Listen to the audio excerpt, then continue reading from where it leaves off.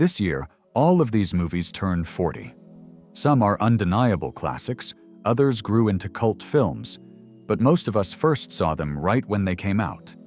So let's take a look back at Sci-Fi in 1986 and see how it holds up today. The Fly, directed by David Cronenberg, is a true classic, but not an easy watch.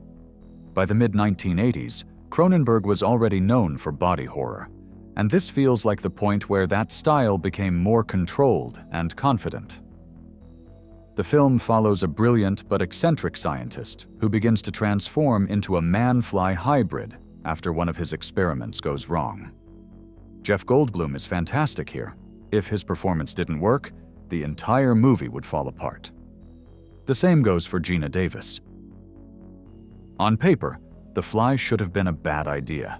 Remaking a 1950s B-movie sounded risky, but Cronenberg handles it with restraint, turning it into a simple story about love and the horror of change, and something far better than anyone probably expected.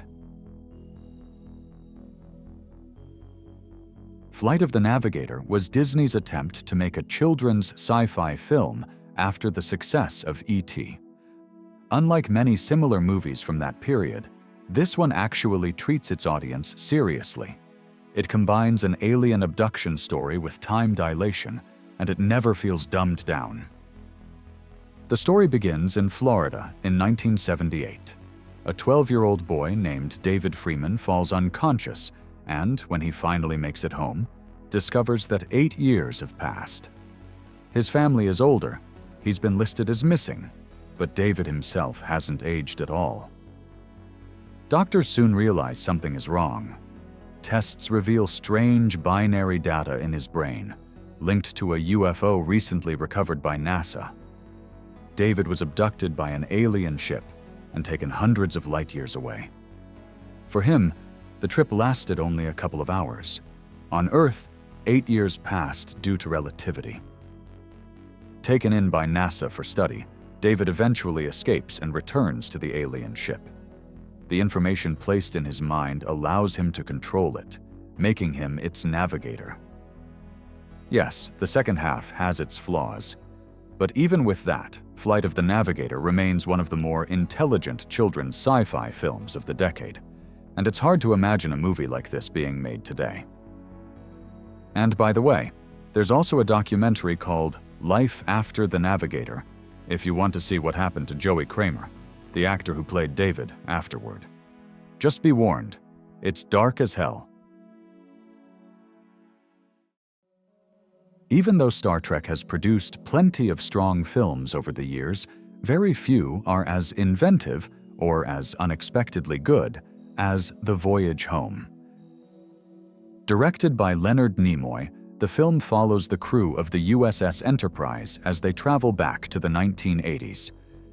Their mission is to find a humpback whale that can respond to the signal of a mysterious probe threatening Earth in the 23rd century. It sounds like a strange, even goofy setup for a Star Trek movie. But The Voyage Home turns that premise into one of the franchise's smartest and most socially aware entries. It also works as a tonal reset, offering a lighter, more human story after the heavier drama of the previous films. Your enjoyment of the Manhattan Project depends on one thing: whether you can buy the idea that a teenager could build an atomic bomb at home, handling radioactive material without instantly destroying himself. If you can get past that, the movie is genuinely fun. Christopher Collet plays Paul Stevens, a teen genius who discovers a top-secret government lab in his town working with plutonium. With help from his girlfriend, an aspiring journalist played by a young Cynthia Nixon, he steals the material so he can build his own bomb and expose the project at a science fair. John Lithgow shows up as a scientist who comes off as shady, but still oddly sympathetic. And he also has a thing for Paul's mom. And if you're paying attention, you might even spot Robert Sean Leonard in one of his earliest screen appearances.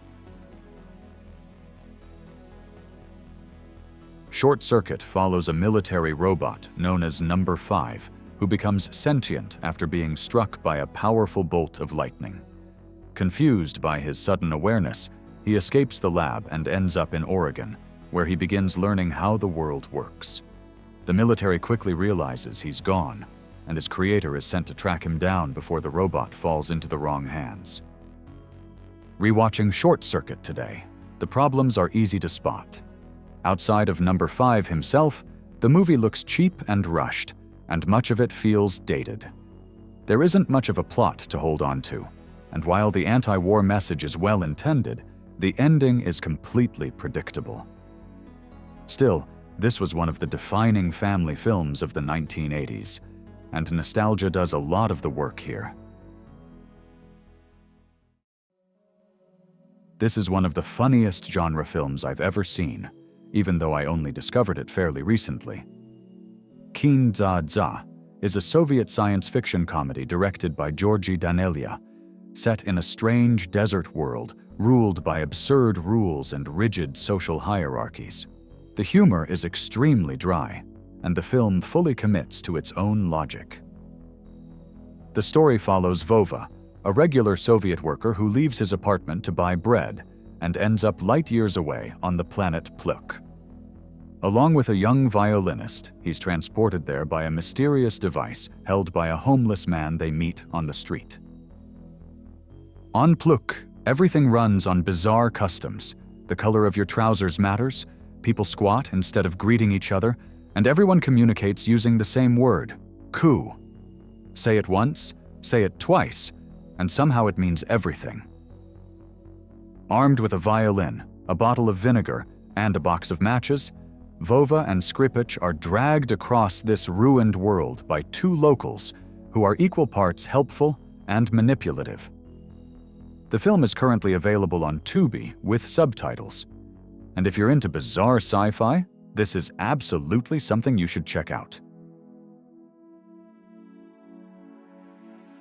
SpaceCamp follows a group of teenagers attending NASA's real SpaceCamp, where they train on space shuttle simulators. During an engine test, a malfunction is triggered, and they're accidentally launched into orbit aboard the shuttle, completely unprepared for what comes next. The movie has some clear problems. The robot is the weakest element, overly cute and clearly echoing Short Circuit. It feels out of place, especially since the rest of the film aims for a more grounded take on spaceflight. Things improve once the story moves into orbit. Limited oxygen, poor contact with Earth, and basic technical challenges are handled with more care than you might expect. A lot of that comes from authenticity. The film was shot at the real SpaceCamp in Huntsville using the actual shuttle simulator. The character arcs are obvious, and some effects haven't aged well. But the space sequences work, and the film settles into a sincere, if imperfect, 1980s sci-fi adventure.